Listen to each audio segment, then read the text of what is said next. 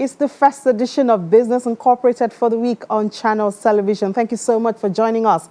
I'm Ini John Mekwa. Coming up on the show today, credit rating agencies affirm South Africa's sovereign rating.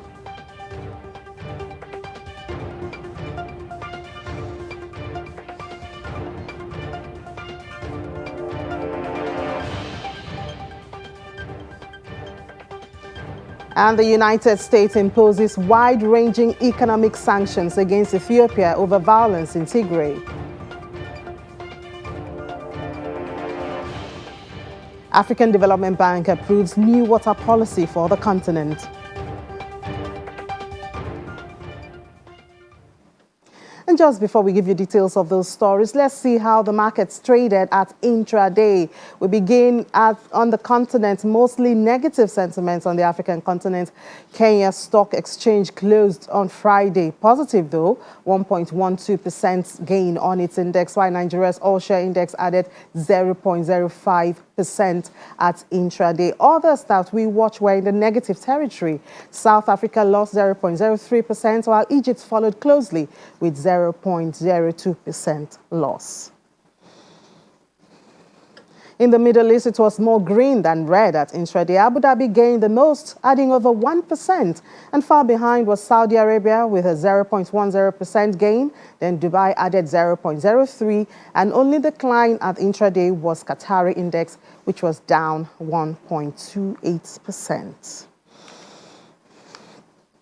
And in Europe, stocks were muted at the start of trading as investors continue to focus on inflation concerns and Bitcoin moved lower. It looks set to be a quieter day in Europe with markets closed in Germany, Switzerland, Denmark, Norway, Belgium and Austria for the Whit Monday public holiday, while Britain's FTSE 100 and France CAC 40 both moved around 0.3% higher in early trade. Other events of today include EU's special meeting of the European Council, the COVID-19, the environment, and EU-UK relations are set to be discussed.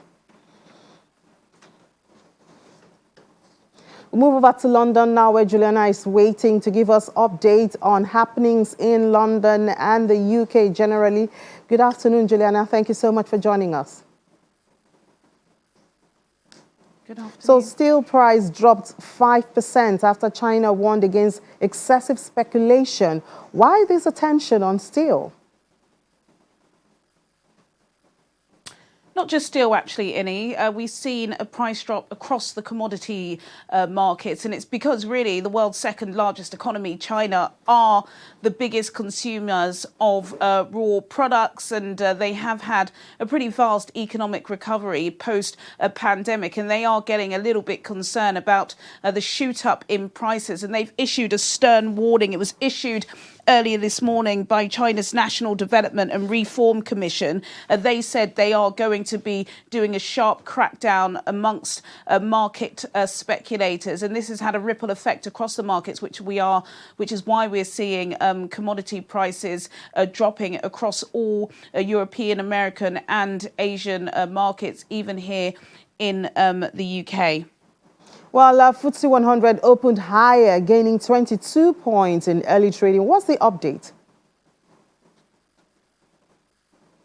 Well, the update is it's still in positive territory at intraday. The FTSE all-share is up 0.28%, the FTSE 100 is up by 0.32%, and the FTSE 250 is up by 0.14%. In the currencies market, the British pound is down against the US dollar by 0.13%, down against the euro by 0.43%, and down against the Japanese yen by 0.21%.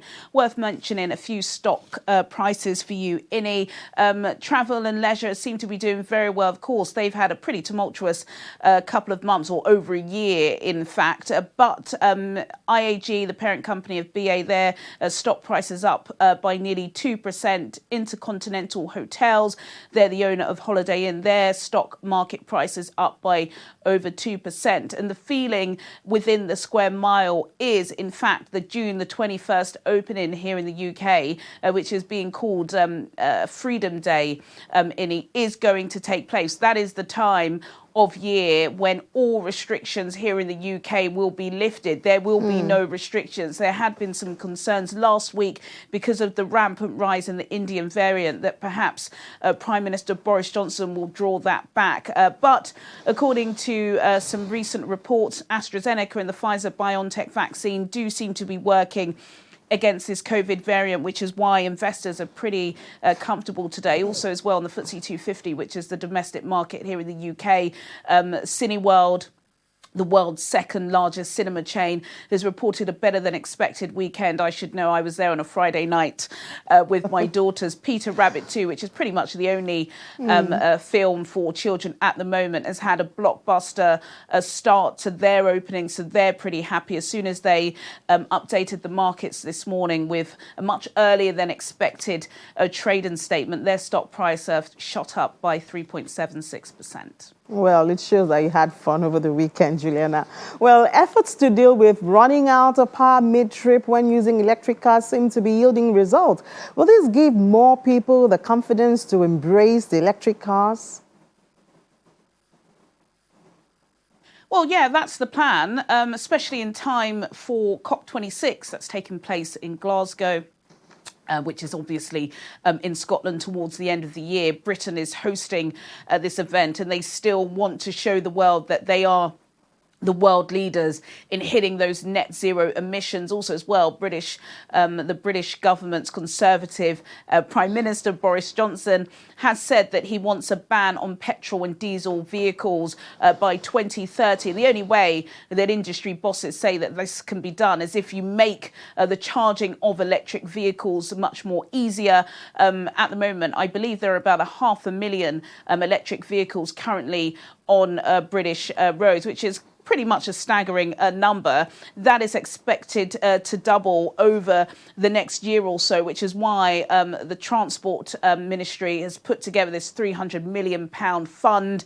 It's been given the go-ahead by the energy regulator Ofgem. And as part of that money, there's going to be, I believe, about 1,800 vehicle charging stations dotted around the UK. There's going to be an extra 1,750 charging points as well. And so this is basically to make it a lot more easier for people. A lot of people who were mulling over the idea of buying an electric vehicle are concerned that, you know, they'd have to knock on their neighbour's door or have to travel miles and miles and miles to charge their electric cars. So this new fund that's been put to place, which is part of a £40 billion fund for electric vehicles, is supposed to give drivers the green light so they can go ahead.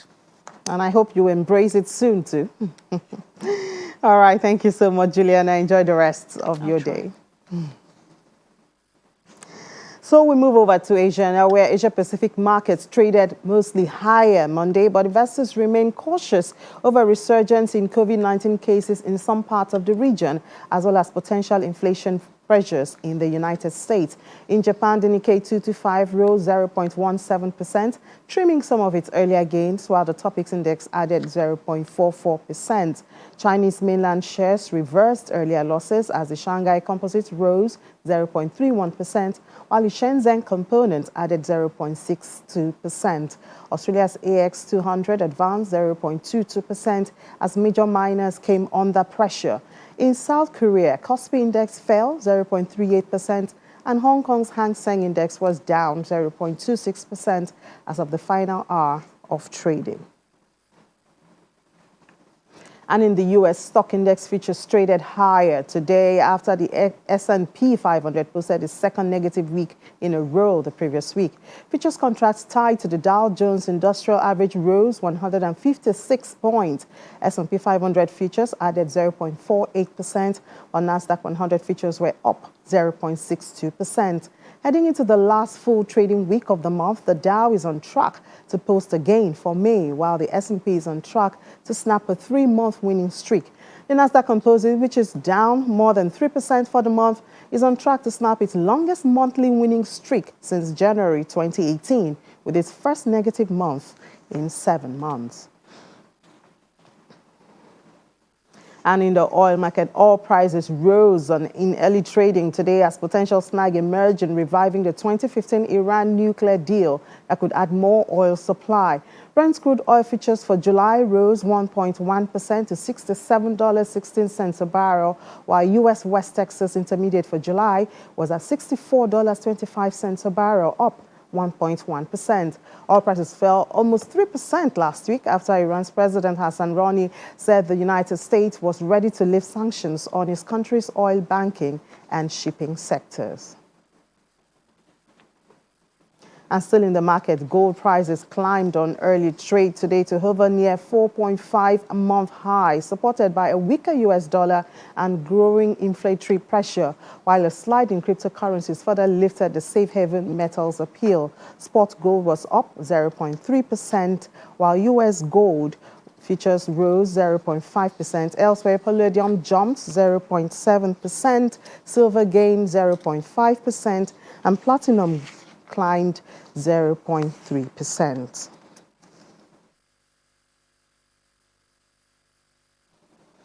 And now in South Africa, credit rating agencies S&P Global Ratings and Fitch have affirmed South Africa's sovereign rating and outlook, citing an increase in near-term economic performance and improved public finances. S&P affirmed South Africa's long-term foreign currency rating of BB-, while keeping the country's local currency debt at BB, both with a stable outlook. The rating agency says following a contraction of 7% in 2020, it expects South Africa's economic growth to rebound to 3.6% this year before moderating to 2.5% in 2022 and below 2% in 2023 to 2024. Fitch also affirmed South Africa's long-term foreign and local currency debt ratings to BB- from BB with a negative outlook. According to Fitch, both public finances have improved substantially due to strong fiscal revenue, but remain a rating weakness as the government's fiscal consolidation plan relies heavily on containing public sector wages. However, Fitch forecasts growth of 4.3% in 2021 and 2.5% in 2022.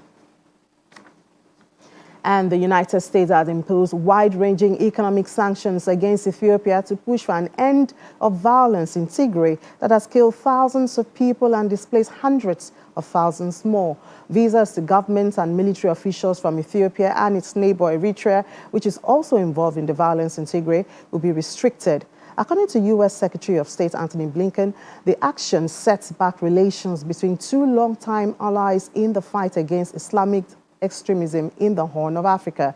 The U.S. sanctions will mainly affect financing to support Ethiopia's budget and will include a request that the World Bank and the International Monetary Fund withhold funding. Ethiopia, led by Prime Minister Abiy Ahmed, is the biggest recipient in Africa of U.S. foreign aid, receiving about $1 billion last year. And the board of directors of the African Development Bank Group has approved a new water policy prioritizing water security and the transformation of water assets to foster sustainable, green, and inclusive economic growth in regional member countries. The new policy on water provides a general framework for the African Development Bank Group to expand its role as the continent's partner, promoting the integrated development and management of Africa's water sector for inclusive and sustainable growth on the continent.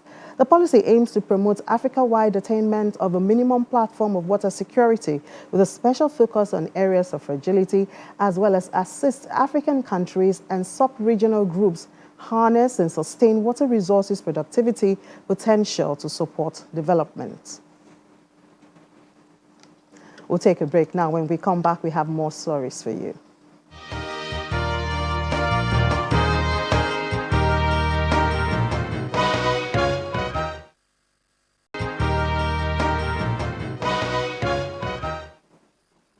You're welcome back. You're still watching Business Incorporated on Channels Television. Over now on the African continent.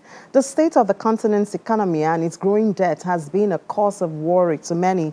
This was one of the discussion by the economic impact of COVID-19 pandemic, which has seen many African countries struggling to keep things afloat, even calling for debt relief at the just concluded France-Africa Summit. Or to unpack issues around Africa's debt and its implications, the Associate Practice Lead, Sub-Saharan Africa, Frontier View, Matt Kindiger, joins us now to tell us more. Hello, Matt. Thank you for joining us. Hello, thank you for having me on the program today. Yeah, so why was this summit important and what impact is it expected to have on African economies? Yes, well, I mean, before we go into this, it's worth remembering that many African economies are really struggling with public debt challenges, fiscal challenges well before COVID-19. I mean, good examples are Mozambique, Angola, and Zambia, but COVID-19 has really aggravated these challenges that countries are facing. In terms of the significance of the summit, so it's a really strong acknowledgement by many of the world's richest nations that Africa requires additional support. These economies haven't had the physical capacity to support economies and employment, for example, throughout the pandemic. So it's really quite a positive step. And in particular, it highlighted the risks of very low vaccination rates in sub-Saharan Africa and across Africa, and what that means for the longer-term economic outlook. Additionally, there were some very positive noises coming out of the summit, particularly with regard to rich nations' commitments to allocating their IMF special, the SDRs to Africa, which means that the IMF will probably have a bit more capacity to support African economies going forwards. However, this is not a silver bullet. There are many risks on the horizon for many African economies, but nonetheless, it is a step in the right direction. Yeah, but one of the challenges to the economy at this time has been the issue of vaccination and the availability of vaccine. Was this part of the discussion? Is there a way to expand access of, especially a lot of these African countries, access to vaccine? Yes, well, in sub-Saharan Africa or across Africa as well, there is there are two challenges. One is delivery of vaccines or availability of vaccines. The other is willingness for people to be vaccinated. So there is a push now for more vaccine doses to be made available across Africa. And there's also increasing talk about increasing manufacturing capacity. We know that South Africa has manufacturing capacity. Nigeria wants to increase its capacity. Senegal as well. So we think that that's a prerequisite, but there's also an issue of people being willing to take coronavirus vaccines as well. So that's also another issue. That's also another issue. Well, the new debt relief package for Sudan that was reached in Paris has received a lot of attention. How transformational will this be for the country? Talking about the relief to Sudan. Oh, yes. So with regards to Sudan, so that was one of the main sort of takeaways from the summit. So Sudan, as we know, has been in a deep economic crisis since 2018. The latest figures showed that inflation was over 300% in April. And there was a lot of hope that the economy would be kickstarted after Mr. al-Bashir's government was toppled in 2019. But things have gone very badly for the Sudanese economy over the last couple of years. So this debt relief really is a very positive development for Sudan. Progress towards a normalization of Sudan's relations with the rest of the world have been very slow, and the economy's crisis has really deepened. So this debt relief is a very important prerequisite for stabilizing the economy and getting Sudan's economy back onto its feet. However, I would say that given the relative, it's been a very short period of time since the new government came into power, the transitional government, and there's a lot of work to do in order to encourage investors and ensure that investors feel like Sudan is on a long-term sustainable footing of stability. So a bit more work to do. Yeah, a lot of work. Well, what's your outlook, given the fiscal pressure on the African economies across the continent? What's your outlook for the coming years? So we do expect all African economies to grow this year. But the pace of growth will be significantly different between markets across the region. Very broadly, we see larger economies performing quite badly, as well as the oil exporters. So that includes Nigeria, South Africa, Angola, probably will perform very badly by historical levels. Whereas the smaller and medium-sized economies, especially Ghana, Cote d'Ivoire, Kenya, these are expected to perform a lot better. And some of them, for example, Cote d'Ivoire will probably be one of the world's best performing economies this year and into next year. And this is mainly because of very strong investment and very healthy exports growth. But I would say for every African economy, fiscal risks, fiscal pressures are the single biggest downside or the single biggest a negative driver for growth. One of the reasons why growth potential will be curtailed across the region.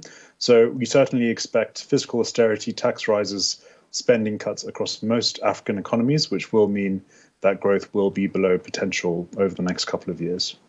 All right. Thank you so much, Matt, for sharing your thoughts with us on the debt profile of African continent countries. And enjoy the rest of your day. That was Matt Kindiga, Associate Practice Lead at SSA Frontier. Well, moving over to Kenya now. Kenya's newest mega infrastructure project, the LAMU port, has received its first ship. The port is part of an ambitious transport corridor between LAMU, a small island north of Mombasa, in Kenya, South Sudan, and Ethiopia. Kenya already has one deep-water port in Mombasa. Plans for a second one to diffuse economic dependency on Mombasa to go back to the mid-1970s. However, it's only materialized in March 2012. Kenya officials are hoping to open a new transport corridor with the commissioning of LAMU port in the country's north, though there are security concerns. Here is the report. The first ships docked at Kenya's new deepwater port on Thursday, May 20th. The East African nation is looking to open up a new transport corridor linking its vast northern region and neighbors to the sea. The LAMU port, being built by China Communications Construction Company, will cost $3 billion to complete over several years. It will compete with ports in Djibouti and Sudan and Kenya's main port, Mombasa. At the commissioning ceremony, Kenyan President Uhuru Kenyatta described it as making a dream a reality.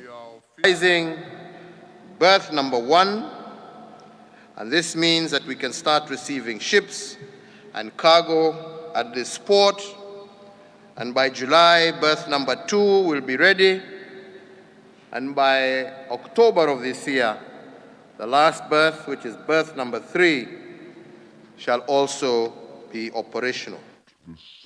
However, there are security concerns. The port is close to Somalia. From there, Al-Shabaab militants make frequent incursions targeting the lonely roads that cut across the jungles surrounding LAMU. Kenyan officials hope LAMU will attract cargo destined for its landlocked neighbors Ethiopia and South Sudan. It is building several roads towards those borders and eventually plans a rail network and crude oil pipeline.